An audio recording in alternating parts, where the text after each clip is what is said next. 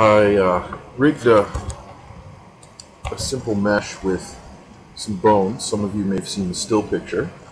There's not much to them. I'm just going to go in and select one of the little bones here. Now, when he started, he was one surface. Now, one of the things about loading a mesh that's animated in P3D is it tends to pull parts of the mesh apart into surfaces attached to the specific bones. But that's not a big issue. What I want to find here now is just a bone I can grab. And a spine bone's right in the middle. Okay. I stuck a bone system in him to make a skeleton with the pivot is the very center. The pivot at the top of the head. There's no real meaning for that. It just gives a nice place to attach things. Easier to see certain things inside. I made the pivots a slightly different color. Now, I made the mesh itself of the human shape wireframe, just so I could see the bones inside and see where the verts were when I was selecting and using the cube. Now, the selection is pretty simple. Let me just go into move mode here. Selection is simply take a shape and cover the parts of the mesh that you want to be in that selection. I mean, it's that simple. Cube is very fast because there's only 8 vertexes to check for inclusion. Sphere is much slower. So for just general selection, just use a cube. It gives you some accuracy as well. You're not kind of guess where things are cut off. Anyhow, I did make some simple assignments. For example, to the main spine bone, I started out by assigning every vert. Now, you notice the lower legs aren't attached just yet because the spine is actually a child of a pivot. But for now, you can see they were all attached. But then what I did is I moved up and selected the chest bone and made that the target bone. Then I assigned some verts to the chest bone.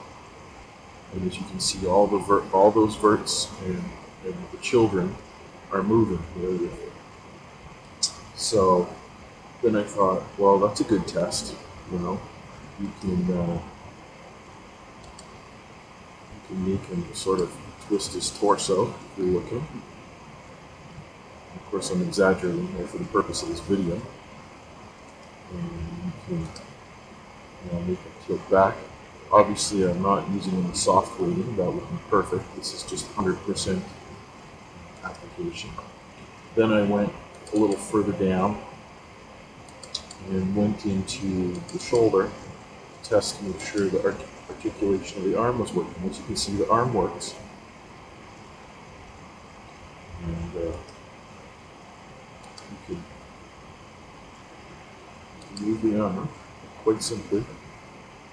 And then I went a little further into the arm, going into the bicep. But one of the things I found is when you're working with the animated bones in, sometimes you want to use local rotations. It's can make things easier. I'm also seeing seems to be some confusion in some of the motions, but anyhow, yeah. So we're going to get to the hand here.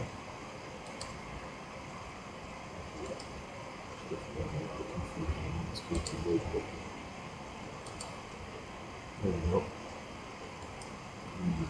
As expected. So if I wanted to tip his hand up. Anyhow, the mesh is behaving as expected now, and I've used a really low poly mesh to do this. You could probably triple the number of verts, probably even more so. It's probably most striking if you go up the neck, and when you select the neck, you're actually controlling everything above the neck here. So here we have in local, this doesn't really matter, but when I move the neck, the head moves properly. It's actually quite cool. Just change it a little bit. So I mean left and right, that's pretty simple. You can very easily articulate that. The neck was actually set up pretty well. I took the time to align the verts, but essentially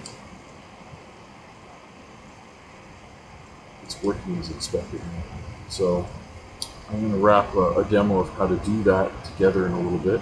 I have to make a little bit of a higher polygon mesh to try this bone rig in. I've already found some things that I don't necessarily like about this particular skeleton, and as far as applying, I might be looking at maybe doubling up bones where certain joints are. The other thing I have to look into is making a button that automatically gets you selected back to whatever bone you set as a target and whatever surface you set as a target surface. And the test button, of course, will be renamed to apply or set. And I might even make a mode lock button here that changes what the right-click menu in here does. So I think it would be really handy if maybe copy ent and kill ent, or maybe even right on the raw part here if it was apply selection, apply to bone or something like that. But I'm going to have to think about that and see what's going to get this out in your hands the quickest, but also be very functional. I didn't want to take up too much time for this video. I think that's pretty much got enough. Just going to try a pose here for the sake of fun. Turn the head and just grab that cube. Get the cube. Probably human. In the middle. Yep. So we have our human. And, just quick.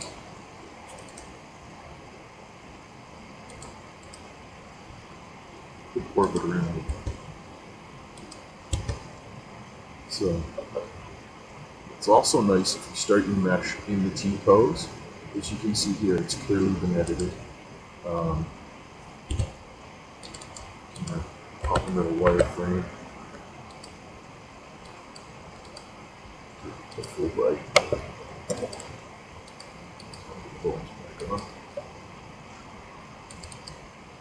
Let's just grab that pivot again.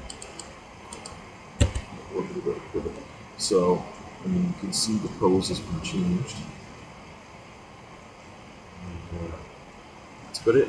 Anyhow, thanks for watching, and hopefully I'll have this ready for you guys to get editing with very soon. And we'll be able to animate our characters directly inside P3D.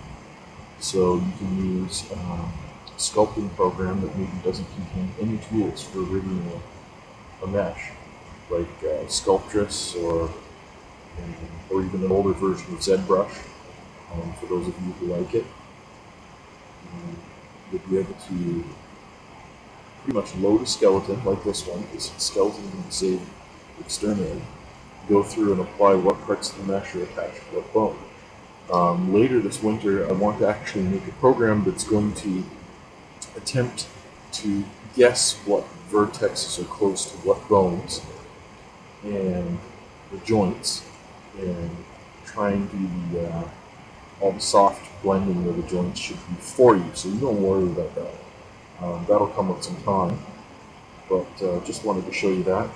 And I suppose I've already showed you about animating bone ends or bone meshes. This fellow could be animated just as simple. In fact, what I might do here is quickly jump off, grab the pivot, just for the sake of fun. See if I can do this. Okay. Yeah.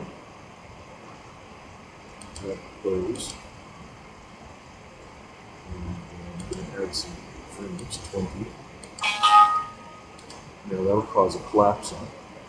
That's fine, because we're going to right-click pose that we grabbed before. So you have the pose restored itself, and set a key. You can go to the end frame, set a key. And come to the middle here, and set a key. But let's go and spawn like that.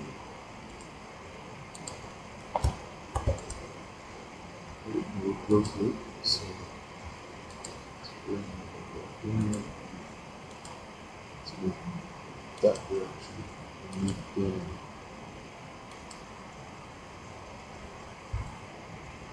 Set that key. Now you see it looks to be going to loop. The rest of it.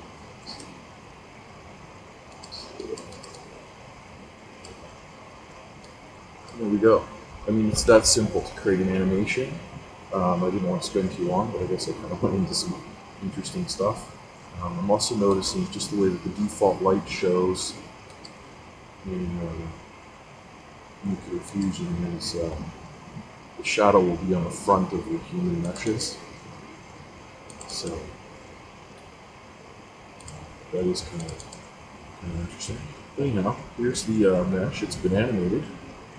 I hope you enjoyed this, and I hope this shows you what you can look forward to before the end of the month. I plan to get this in your hands as it is now. And it's really quite simple, and Matt has done a great job at exposing the low-level commands we need to do this stuff.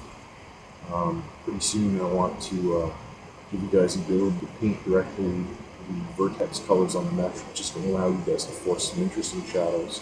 The other thing I might be able to work with soon, because now we can actually select the vertexes, is maybe direct manipulation of the normals. Anyhow, thanks for watching.